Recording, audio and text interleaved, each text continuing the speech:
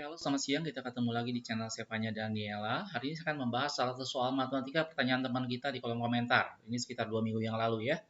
Soalnya seperti ini, mohon bantuannya Kak. Dibilang sebuah balok bermassa 5 kg bergerak ke atas dengan kecepatan awal V0 pada bidang miring dengan sudut 30 derajat terhadap horizontal. Dibilang seperti itu.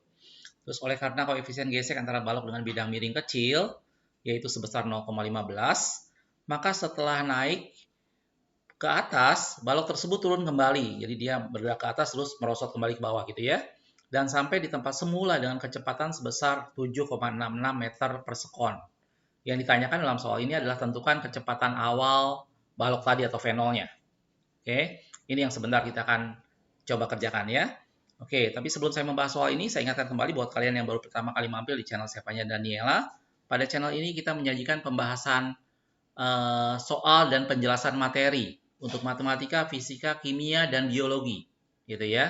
Dan setiap hari kita upload video-video baru. Jadi buat kalian yang belum subscribe, silakan subscribe dan nyalakan lonceng notifikasinya ya, supaya setiap kali kita upload video baru, kalian dapat informasinya. Oke, siap ya? Jangan kemana-mana. Tonton video ini sampai selesai. Kita akan lihat pembahasan pertanyaan teman kita ini.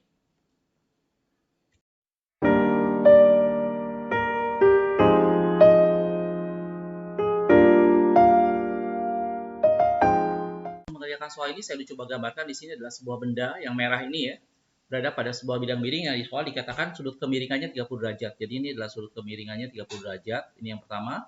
Terus yang kedua adalah benda tersebut bermassa 5 kg.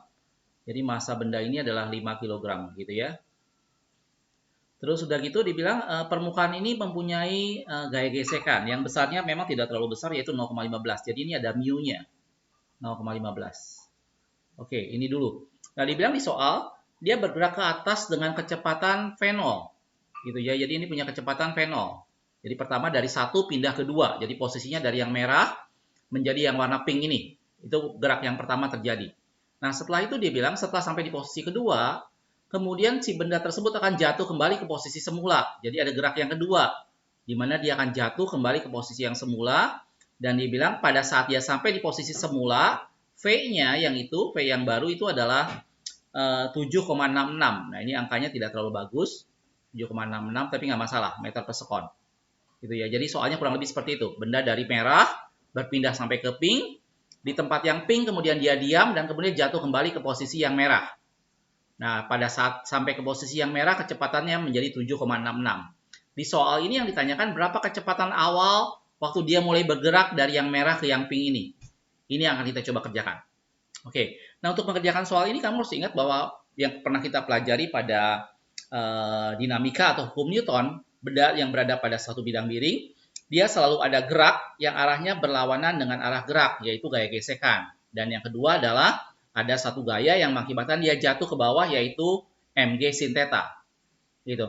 Jadi di sini saya akan tinjau geraknya ada dua. Pertama dari posisi 1 ke 2. Jadi yang pertama adalah dari posisi 1 ke posisi 2. Ini gerak naik. Gitu ya. Dan yang kedua adalah kebalikannya. Dari posisi 2 dia jatuh sampai posisi yang pertama kembali. Gitu ya. Jadi ada dua gaya yang nanti dua peristiwa gerak yang nanti akan kita tinjau sama-sama. Gitu ya. Saya break satu-satu. Kita mulai dari posisi 1 ke posisi 2. Ya, karena dia naik ke atas ini, maka ini ada gaya ke atas namanya adalah F. Sementara ke bawah ini adalah mg sin theta dan gaya gesekan. Sehingga persamaan penguraian vektornya adalah mg sin theta arah ke bawah, mg sin theta ditambah dengan gaya gesekan. Saya langsung ya, gaya gesekannya adalah mu mg cos theta. Kalau kamu masih bingung dari mana dapat ini, silahkan lihat video kita tentang gaya gesekan. Ini sama dengan MA. Kenapa ditambah? Karena mg sin theta dan mu mg cos theta atau gaya gesekan arahnya sama-sama ke bawah. Karena benda bergerak ke atas. Gitu ya. Ini sama dengan MA. Ini dulu yang kalian harus perhatikan mengenai penulisan rumus hukum Newtonnya. Gitu ya. Sekali lagi di fisika kalian tidak boleh menghafalkan rumus jadi. Jadi kalian harus mengerti penguraian vektornya ke arah kemana. Oke. Nah, M-nya bisa kita hilangkan semua. Sehingga di sini bentuk M-nya bisa hilang. Gitu ya. Oke. Kita bisa langsung masukkan angkanya boleh. Gitu ya. G-nya adalah 10. Sin theta. Theta-nya 30 derajat. Jadi sin theta adalah setengah. Oke, ditambah dengan mu. Mu adalah koefisien gesek 0,15 kali dengan 10 Kosinus theta, kosinus 30 itu sebenarnya setengah akar 3. Cuman karena V-nya dalam bentuk desimal, jadi kosinus 30 kita harus cari bentuk desimalnya. Dan di sini angkanya mulai tidak terlalu bagus, yaitu 0,866. Jadi soal ini kalian harus kerjakan dengan bantuan kalkulator ya, karena angkanya tidak bagus sama dengan A. Oke, nah dari sini kalau kita misal itu A-nya sendiri kita nggak tahu, tapi kalau kita hubungkan sekarang, kalau kita hitung ini menjadi 6,3. 6,3 sama dengan A. Ini dari gerak dari 1 ke 2 gitu ya. Kalau ingat pada sekarang kalau kita korelasikan dengan kinematika, hubungannya dengan jarak, kalau kita korelasikan nanti kita tahu bahwa VT kuadrat, ini rumus untuk kinematikanya, sama dengan V0 kuadrat minus 2AS karena gerak diperlambat ya. Oke, VT itu kecepatan akhir pada sampai di titik 2 yaitu 0 karena dia berhenti, sehingga didapat nanti A-nya itu sama dengan V0 kuadrat per 2S. V0 ini yang kita mau cari, gitu ya. Jadi kalau kita masukkan 6,3 sehingga didapat 2S sama dengan V0 kuadrat per A per 6,3 ya. Atau kalau kita mau biarin dari sini juga boleh. Jadi 6,3 sama dengan V0 kuadrat per 2S. Oke, ini kita dapat sebuah perumusan dari gerak yang pertama, yaitu dari titik 1 ke titik 2 pada saat dia naik. Jelas ya? Ini yang pertama. Hati-hati perumusan persamaan hukum Newtonnya. Dia ditambah karena apa? Karena gaya yang mengakibatkan dia jatuh dan gaya gesekan searah sama-sama ke bawah. Karena benda bergerak ke atas. Oke, ini yang pertama. Nah, setelah benda sampai di atas, benda kemudian diam.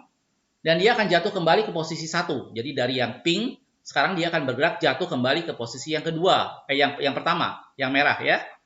Penguraian vektornya lebih sama, cuman karena dia bendanya bergerak ke bawah, maka nilai yang di depan sini akan berubah. Sehingga dia arahnya mg sin theta itu arahnya ke bawah. Mg sin theta ke bawah, sementara gaya gesekan arahnya ke atas, karena dia berlawanan dengan arah gerak.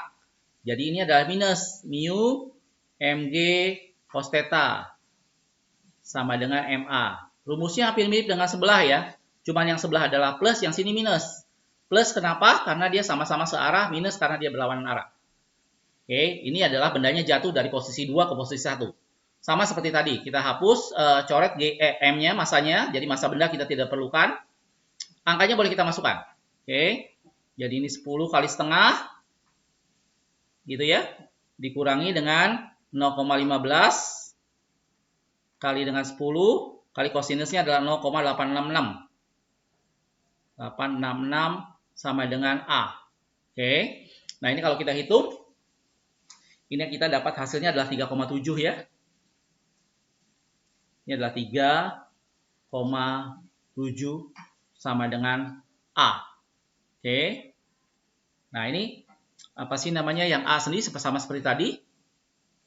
Jadi kalau kita pakai rumus yang ini, kita bisa dapat 3,7 sama dengan VT kuadrat per 2S.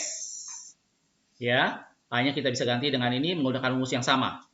Oke, VT ini adalah nanti kecepatan pada saat dia kembali ke titik pertama, titik awal, yaitu 7,66 tadi ya. Ya, jadi VT ini adalah kecepatan akhir pada saat dia mencapai titik 1.